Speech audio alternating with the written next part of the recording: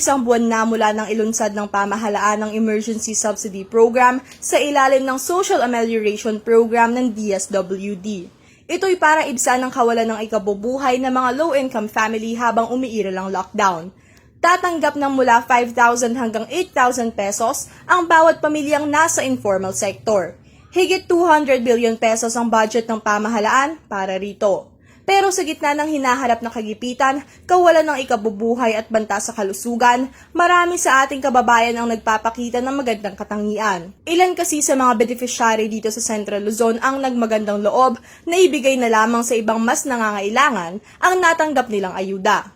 Ito'y kahit pa kwalipikado naman ang ilan sa kanila para tumanggap ng 6,500 pesos na cash assistance mula DSWD. Isa rito si Hazel na tubong Dinggalan Aurora. Sa ngayon, nakatira si Hazel sa Baler dahil hindi pa siya nakakauwi mula ng mga naksya noong Disyembre ng nakaraang taon. Kasalukuyan wala siyang pinagkakakitaan. Pero nang malaman niyang tumanggap na ng ayuda ang asawa niyang nasa Dinggalan, ay minabuti ni Hazel na ibalik sa DSWD ang ayudang tinanggap niya bilang isang ina na bagong panganak. Ganito rin ang ginawa ng 71 anyos na si Nanay Julia.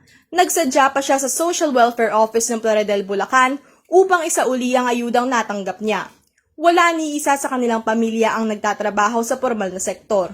Pero aniya, sapat na ang natatanggap nilang relief goods mula sa LGU. Pinuri naman ang katapatan ni Hazel at Nanay Julia. Sumaludo ang mga netizen sa kaputihang ginawa nila kahit may mga di naiiwasang ulat ng pagsasamantala sa ayuda ng gobyerno. Ongoing pa rin ang pamamahagi ng DSWD Region 3 ng ayuda para sa mga benepisyaryo ng SAP. Higit 1.8 milyong mahihirap na pamilya sa Central Luzon ang beneficiary ng Emergency Subsidy Program.